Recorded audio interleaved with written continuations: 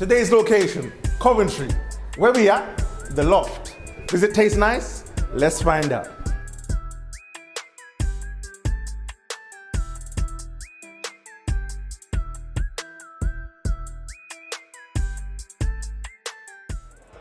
All I want to know is, does it taste nice? The Loft.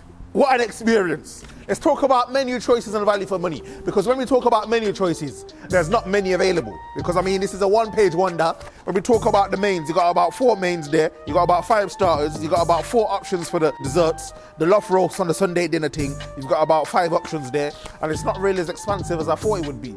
Let's put it this way. They're not reaching the 7 seas with this kind of menu. They're stuck in Canal Basin on the paddleboard thing.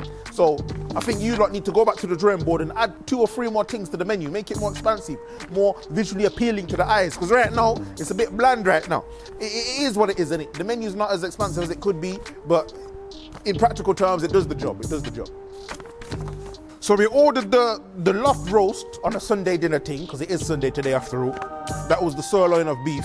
That was served with roast potatoes, summer greens, confit carrot, Yorkshire pudding, and caramelized red cabbage, and house gravy. That was £15.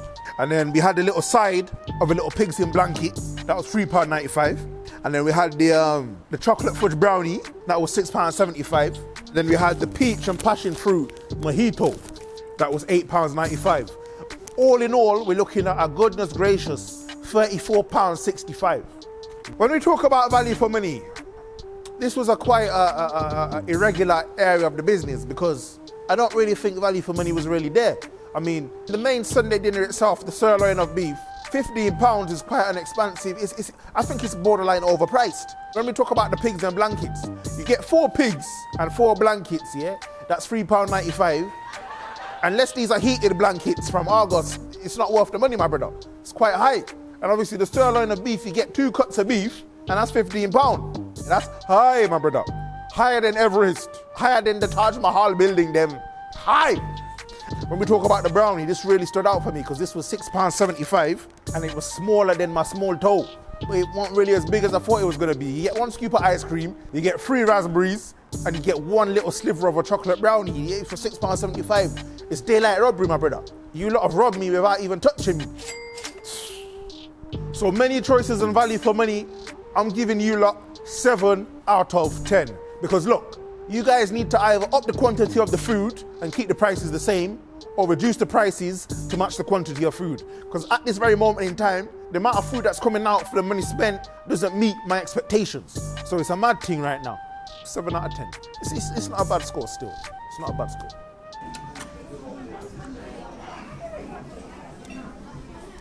Before we eat, let's pray.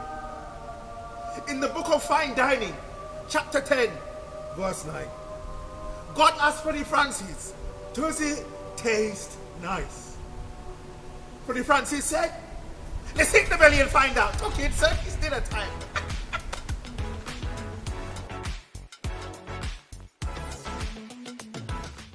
So let's talk about first bite and overall taste, because this is an interesting one.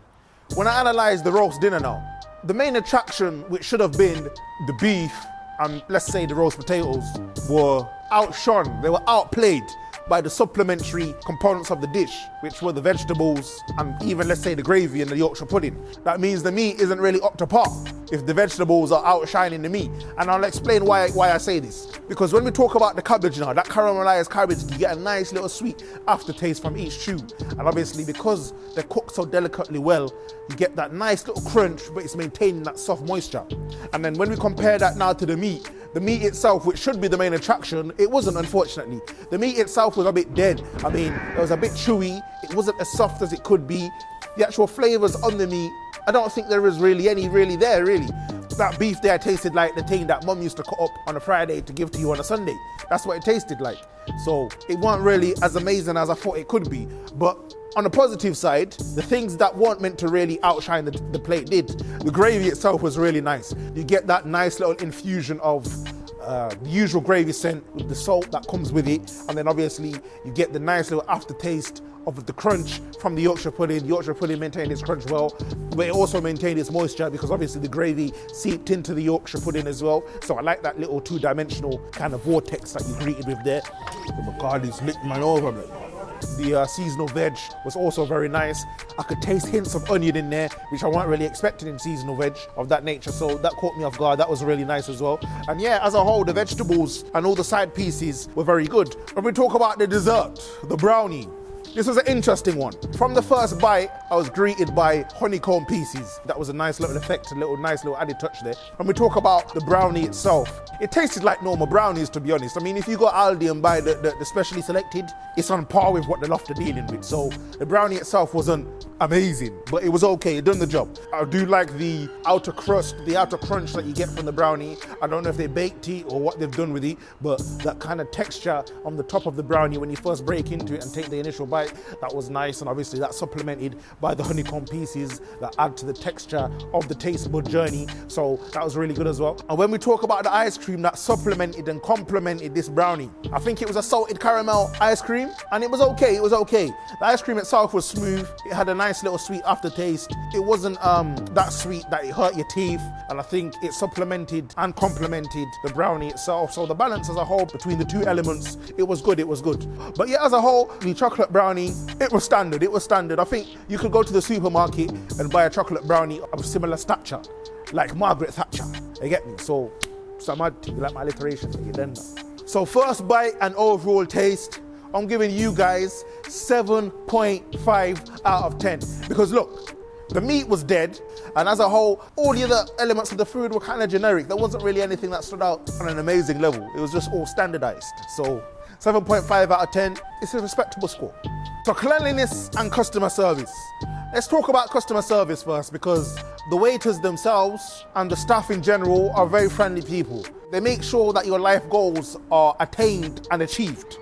After the initial meet and greet, once you sit down, I experienced them really just leaving me to it kind of thing. I was expecting them to really even out their attention amongst all the customers, and I didn't really get that experience where they come over halfway through to say, oh, how's it going? You enjoyed your meal? Blah, blah, blah. They didn't really do that. So I think that's an area of customer service that they could pay attention to for the next time.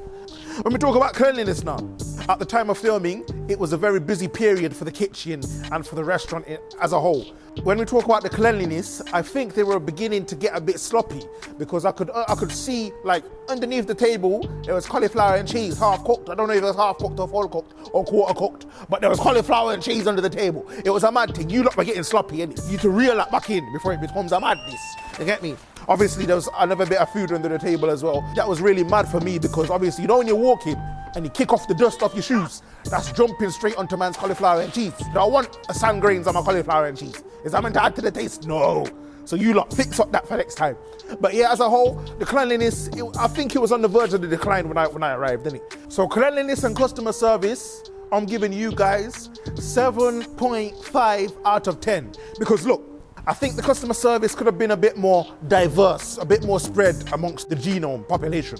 There was areas or opportunities where you guys could have really came over and said, how's it going? You enjoying the food? But I didn't experience that. And obviously in terms of the cleanliness itself, I think you guys were starting to get sloppy because you had cauliflower and cheese under the table and it was all a mad thing. But I understand at the same time, it's a busy day and everything was hectic. But yeah, cleanliness and customer service, 7.5 out of 10. It's an average score. So let's look at the overall scores for the Loft.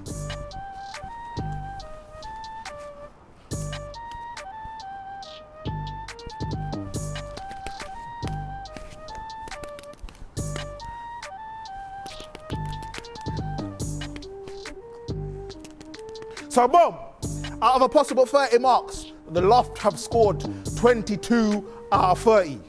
Now look, that's a mediocre score. You guys have the interior design of a Porsche, but the performance of a Ford Focus, because what we're initially seeing isn't the end result. So it's a madness when I look at it, it's a madness. So I know what you're asking. You're asking me, does it taste nice? And my answer is, it does. Just about, and I'll tell you why. Because the flavors weren't there in the main encore of the thing.